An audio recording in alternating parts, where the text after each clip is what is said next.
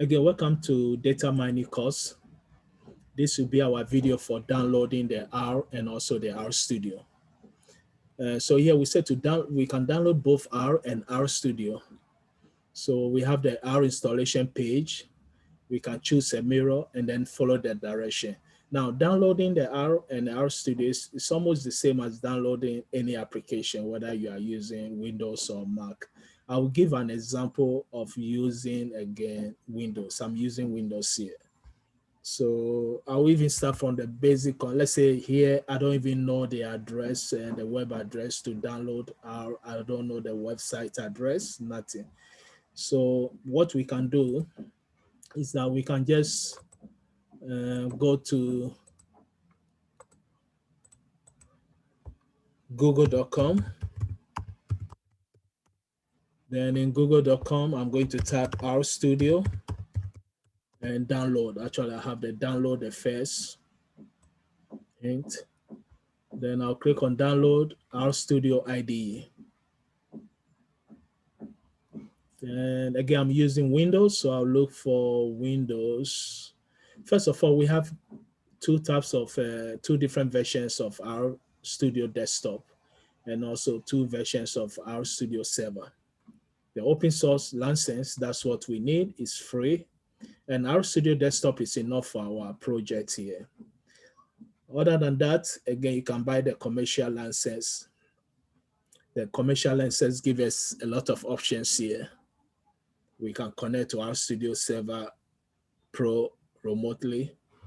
And again, you can go through the links to the difference of the two. So here, again, I'm going to use RStudio Desktop. I'm using Windows, so I'll click on Windows. And here I can see my file, the RStudio file is again downloading. That's the executable file. When it download finish, I'm going to click on it. Then I'll follow the instruction from there. Again, I have the RStudio already in my computer. And this process takes a couple of minutes. There's a lot of files that will be downloading when you are installing. So I'm going to stop it. Here it's asking me, the RStudio, do you want to allow this application to make changes to your device? I will say yes, I want to download and also install I already download the file, but now I want to install it. So I can click next from here, but I'm not going to do it because, again, we can see the installation wizard again is the same as any application that you want to download, any software. So we just follow the instructions. So I'm going to cancel it. And I say, yes, I'm going to cancel it. Again, I also uploaded a PDF file which followed the instructions on how to download the R and RStudio. So that is in our class. Actually, let me go to the classroom a second. So this is our data mining course. And if you go to the week 12,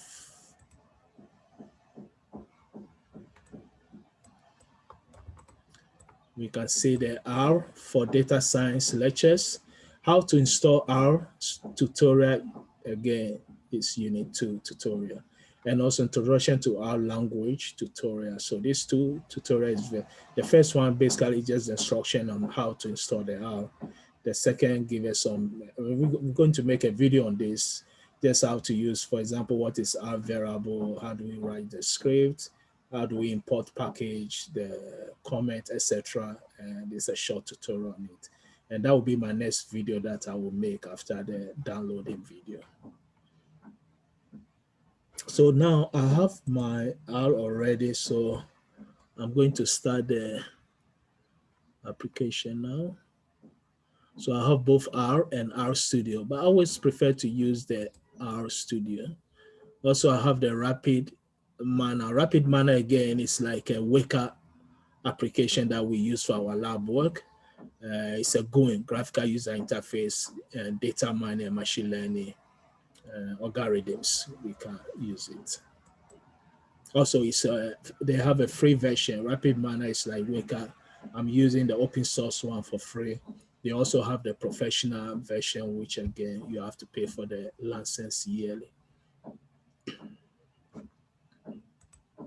So let's wait for a few seconds. Our R program will come up now.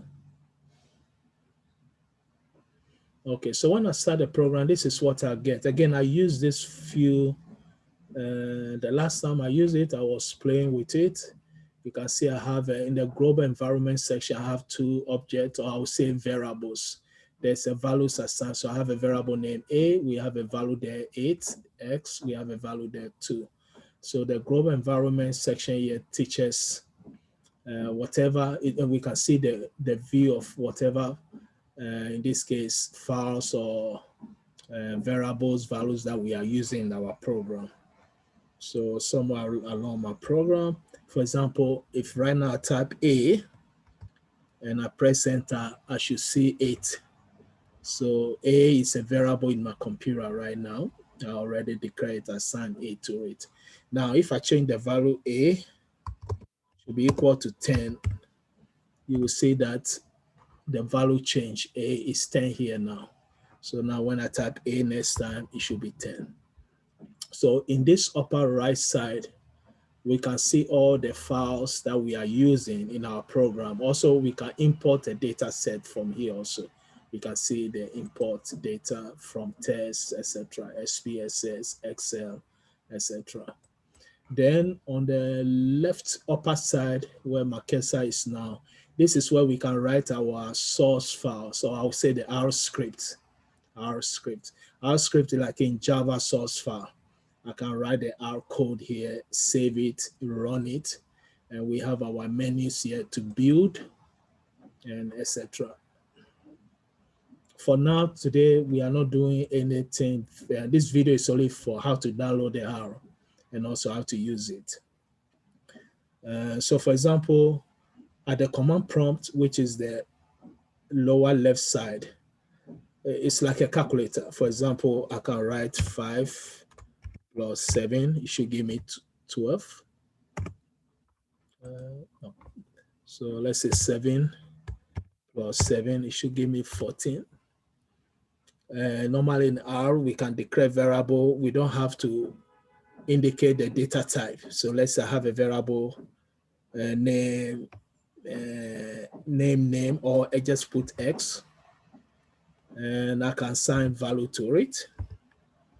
And that's it. Next time I can use it, X plus, I have A there already. So let's say X plus A should give me 13. Or if I want to store the answer, I can say Z equal to A plus X. Right now, if I say Z should give me 13 because we install. Again, we will do some basic program here, but for now, just to show how to use it.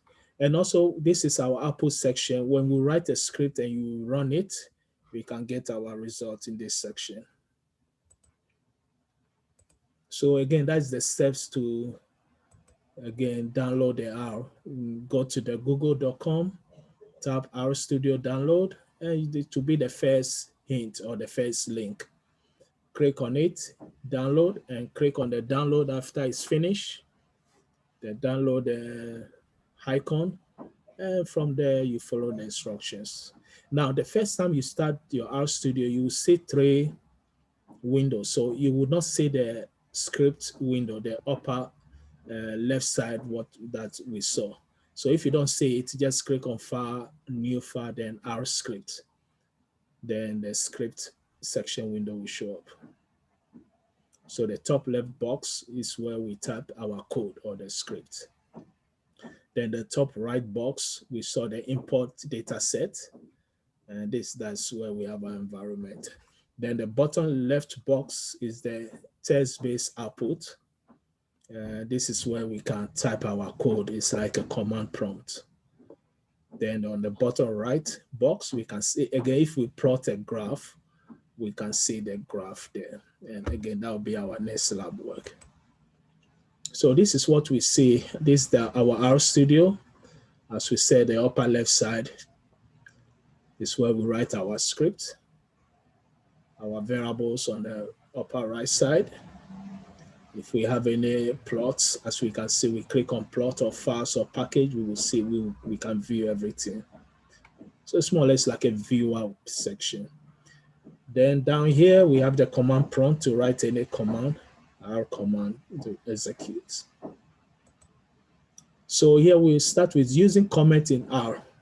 Again, if you have taken a Python, you see that Python and R use the same symbol for comment. A comment means after the comment, that line, whatever we have there is not an R code. It can be any English, and R compiler or the interpreter will ignore it. It will run. So if I'm writing an R script, a comment can be the name of the person who's writing the code, or what the function of the code is about, or you are using a specific function, you can write what the function is about, the task of the function. So using comment in R is same as Python. You start with the £, then you write your comment. And here we say, remember that our code will be presented in boldface throughout the test. Also use the tool to keep your code as clear, as understandable for others as possible. Now, anytime we want to execute commands in R, we can click on the run button, which is on the menu cell. Actually, that's right here on the menu. But this is if we write a script. If you write just using the command prompt, just pressing enter again, the code will run. So click the run button inside the top left panel in RStudio, or you can just use the keyboard shortcut.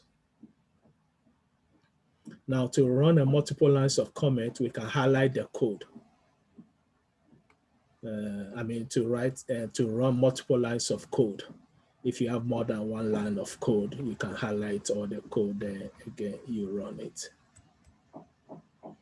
Now to import, most of the time we are going to import packages in R, especially if we are doing data mining, machine learning. We have all the packages for the algorithms, for example, decision tree, any type of neural networking support. So all the classification algorithm, cross-story association, again, we can use the R. And the good news, we don't need to write the code.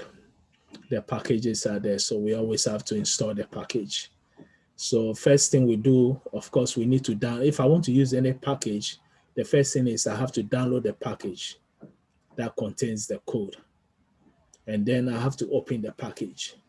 So for example, ggplot2, we use it to plot a graph in R. So if I want to plot a graph in R, the first thing is that I'm going to install that package. So the syntax is install.packages, then the name of the package, in this case is ggplot2, in the command prompt.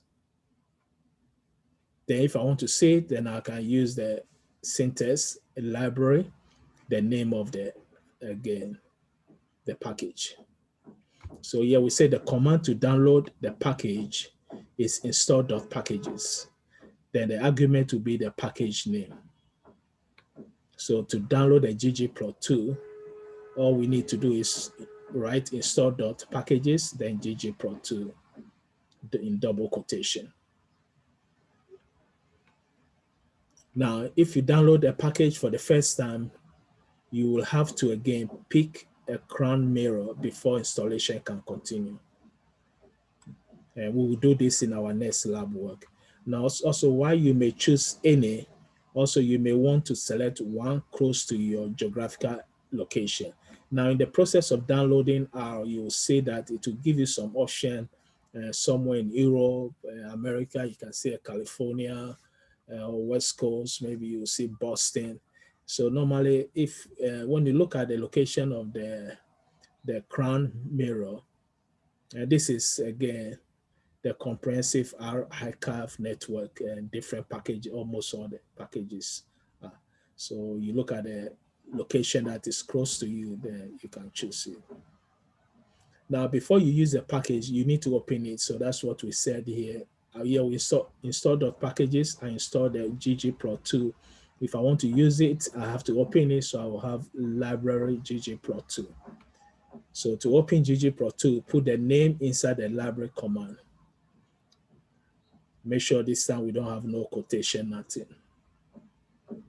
So these two lines here is going to, what these lines are doing, first is going to install the ggplot2 for us. Now, before we use it, we have to open it. So the library ggplot2 will open it for us. Then from here, now we can use it. Now, how do we get data into R? We saw in our RStudio. That's why I prefer using RStudio than R, because R is like only command driven. So to import data into R, you have to write a command. And we can import different types of data, whether it's Excel, SPSS, or CRV. That's the command separate CSV, separated values, CSV files. So here, the easiest, again, use the import data set button if you are using RStudio. Locate your data set, then select open. That's it.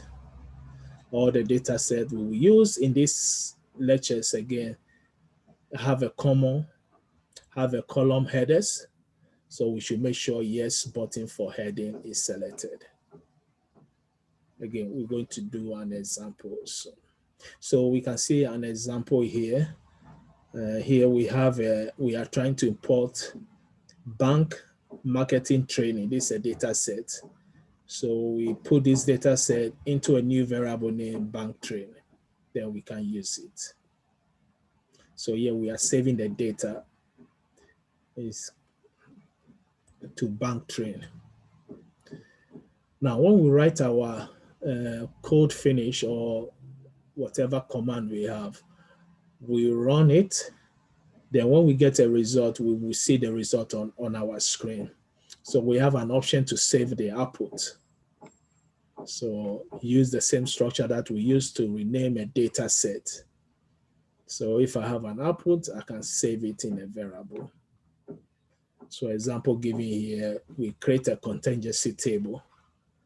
So we use table, bank, train, and response, comma, bank, train, previous outcome.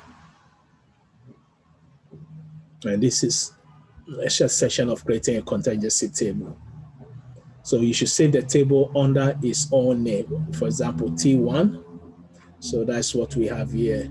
Table, bank, train, response, comma, bank, train, previous outcome.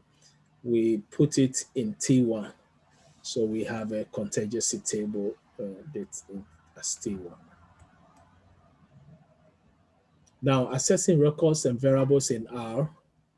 Here, how do we access the first record in a bank training data? Again, the variable name is bank train, or the file name. So if I need only one record, then I'll write the file name or bank train 1, comma. So this is first record. Now, if I need the first, third, and fourth, bank train C, remember R, C is like a function. If we can combine, for example, in Java, we can have an array with 3 values.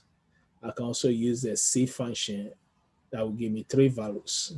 So here we have 1, 2, 3 records. So we enclose it, enclosing the rows of interest in C. Function tells how those numbers belongs together. So it's kind of like an array. We can see this as an array. So here we have an array with 3 values, the first, third, and fourth record in bank train. Also here, we said, okay, for example, to access the first and third, we just have 1 and 3. We see 1 and 3. We can also identify variables of interest using the $sign. So what we have, bank train, $age. This means, again, bank train is like the file name or if it's a table, all the items in the table. Now, if the table have, let's say, 4 variables: age, weight, name, and salary. If we use the bank train, we are going to get all the 4. Now, if I need only the one variable, then I'll write the bank train $ with the variable name. Let's say if it's age, then this means we are trying to get the data for only one column of the age. That's it. So that will be the conclusion for our first lecture. The main goal of this lecture again is how to download the R. So we didn't do much example here, and this is just a very quick crash course. For example, how do we install packages? How do we access data in R? And also how do we import data in R? So again, next lectures, we're going to go more detail and do some few examples on using the R. So see you there.